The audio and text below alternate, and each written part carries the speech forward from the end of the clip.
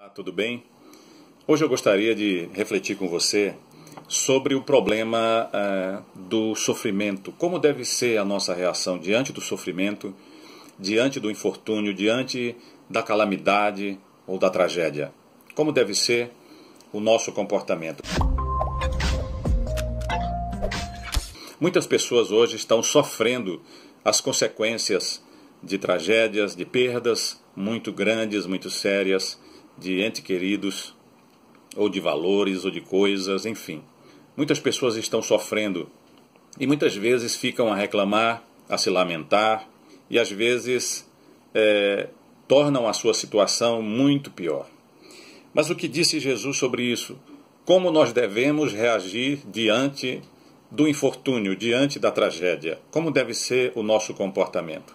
Ou como devemos pensar a respeito dessas coisas? É isso que eu gostaria de comentar com você. Qual deve ser a reação, a nossa reação diante do sofrimento, diante do infortúnio e diante da tragédia?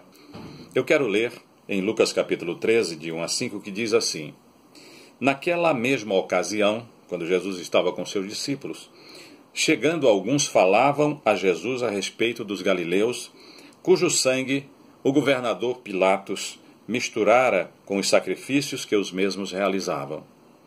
Ele, porém, lhes disse: Pensais que esses galileus eram mais pecadores do que todos os outros galileus, por terem padecido estas coisas?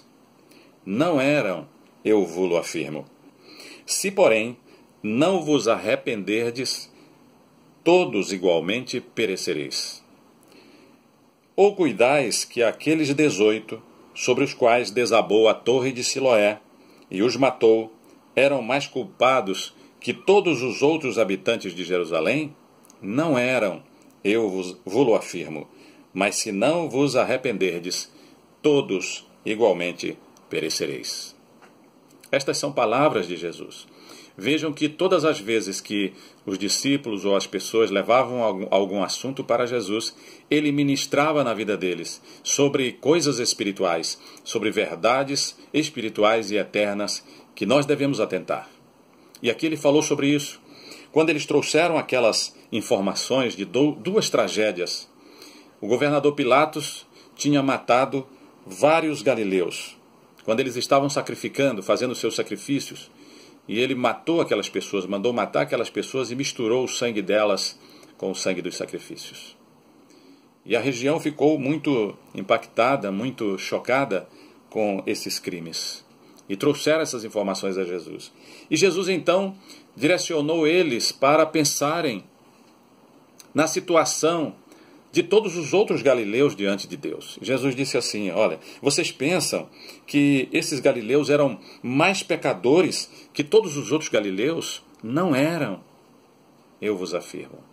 Então é importante nós pensarmos nisso. Jesus estava chamando a atenção da nossa condição diante de Deus. A mesma coisa foi a outra história. Ele disse assim, aí Jesus emendou, né? Vocês estão pensando que aqueles 18, sobre os quais aquela torre de Siloé caiu sobre eles e os matou, vocês pensam que eles eram mais culpados do que todos os outros habitantes de Jerusalém? Não eram, eu vos afirmo. Então ele chamou a atenção e disse assim, se vocês não vos arrependerdes, todos igualmente perecereis. Então Jesus está falando para algo espiritual, algo muito mais grave, muito mais sério, diante de Deus, é que todos nós somos culpados. Diante de Deus, todos nós somos pecadores. E até aquelas pessoas que sofreram infortúnio, que sofreram tragédias, elas não eram piores do que nós. Não podemos pensar isso, é isso que Jesus está dizendo. Porque aos olhos de Deus todos pecaram e carecem da glória de Deus. Todos pecaram. Nós pensamos que somos melhores do que os outros. Às vezes pensamos que nós brasileiros somos melhores do que os estrangeiros. Mas o que somos nós, povo brasileiro? Nós somos um povo impuro, cheio de palavras impuras, de maldades. Um povo adúltero. A nossa impureza moral, ela é motivo de assunto dos estrangeiros. É só você pensar no carnaval, é só você pensar numa série de licenciosidades que o povo brasileiro e que muitas gerações do Brasil têm praticado. Nós somos um povo corrupto. A nossa elite política e econômica, ela está toda envolvida em corrupção. Com raríssimas exceções, a gente sempre tem que falar nisso, mas destacar as exceções, mas a maior parte dela está contaminada com a corrupção. Há uma corrupção endêmica, é o que dizem os julgadores que estão julgando os crimes dos políticos na Operação Lava Jato. Então o Brasil é um país cheio de jeitinhos para fazer o errado. É um país que tem muita gente que está fazendo furto, está furtando. Foi o que aconteceu em Vitória. Até pessoas de bem saquearam as lojas só porque a PM não estava nas ruas. Então o nosso povo, nós somos um povo corrupto. E nós somos também um povo violento. Quem pensar que o brasileiro ele é pacato, ele é pacífico, está muito enganado. Nós temos aí, há vários anos, pesquisas do IBGE, na verdade são índices oficiais, de que temos de 50 mil a 55 mil assassinatos por ano. Isto é muito mais do que todas as guerras que estão acontecendo no mundo hoje. É muito mais crimes do que em qualquer outro lugar. Então o nosso povo é um povo pecador, é um povo que está mal aos olhos de Deus. A nossa nação precisa se penitenciar e se dobrar diante de Deus e pedir misericórdia. Cada pai de família tem que fazer isso, cada mãe de família tem que fazer isso. Nós temos que orar pelos nossos filhos, nós temos que orar pelos nossos netos, pelas gerações que virão. O Brasil está perdido. E é isso que Jesus está dizendo. Aos olhos de Deus, nós temos que nos voltar para Deus, porque nós estamos contaminados, nós estamos irremediavelmente perdidos, se não buscarmos a salvação de Deus do jeito de Deus, não é do jeito das religiões, não. As religiões são falsas, são mentirosas, elas são tentativas humanas de chegarem a Deus. Nós temos que buscar a salvação de Deus do jeito de Deus. E a salvação é o que está escrito na palavra de Deus. Arrependei-vos e crede no Evangelho. Jesus disse isso. Se todos vocês não vos arrependerdes, perecereis. Então o Evangelho diz, arrependei-vos. Dai meia volta, volver. Voltai para Deus. Crede no Evangelho é crer no Senhor Jesus. E eu quero encerrar com um episódio que está no livro de Atos. Quando Paulo e Silas foram para a Europa. Eles queriam ir para a Ásia, mas o Espírito Santo mandou eles para a Europa. E eles chegaram na cidade de Filipos, começaram a pregar o Evangelho e falar de Jesus. Quando eles expulsaram um demônio de uma moça, eles foram presos. E foram açoitados, sem nenhuma chance de defesa. Depois foram lançados lá no cárcere, no presídio naquele lugar.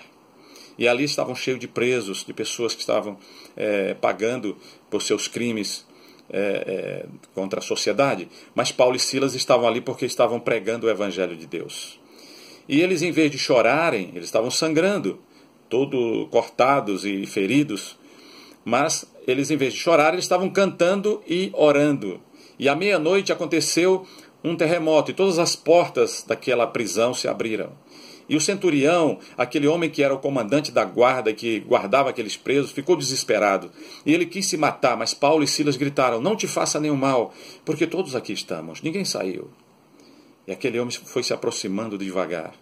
E chegando diante de Paulo e de Silas, ele disse assim, que devo fazer para ser salvo? E Paulo e Silas disseram, crê no Senhor Jesus, e serás salvo tu e a tua casa. Naquela mesma madrugada, aquele centurião, aquele oficial, levou Paulo e Silas para a sua casa e cuidou das suas feridas. E ouviu o Evangelho juntamente com a sua família e se voltaram para Deus através da sua fé em Jesus Cristo. Esta é a mensagem da salvação que Jesus veio trazer. Esta é a mensagem que Deus disse para Abraão lá em Gênesis 12. Ele disse, no teu descendente, Abraão, que diz lá o apóstolo Paulo, lá aos Gálatas, na verdade é o próprio Espírito Santo, que aquele descendente de Abraão é Cristo. Ele disse, no teu descendente Abraão serão benditas, abençoadas todas as famílias da terra. Foi o que Paulo disse ao carcereiro, crê no Senhor Jesus, serás salvo, tu e a tua casa. Qual deve ser a nossa reação diante do infortúnio, da tragédia, diante da perda? Deve ser de arrependimento, deve ser de nos dobrarmos e nos humilharmos diante de Deus, e pedir misericórdia por nós. Porque se nós não nos arrependermos e não crermos em Cristo Jesus, todos nós igualmente pereceremos. Mas em Cristo nós alcançamos a misericórdia e Deus nos perdoa e nos dá a vida eterna em Cristo Jesus. Se você gostou desse vídeo, compartilha com os teus amigos e curte a nossa página e também o nosso canal no YouTube. E não se esqueça, o Rei está voltando, Jesus está voltando, é tempo de nos prepararmos para este grande encontro com Ele.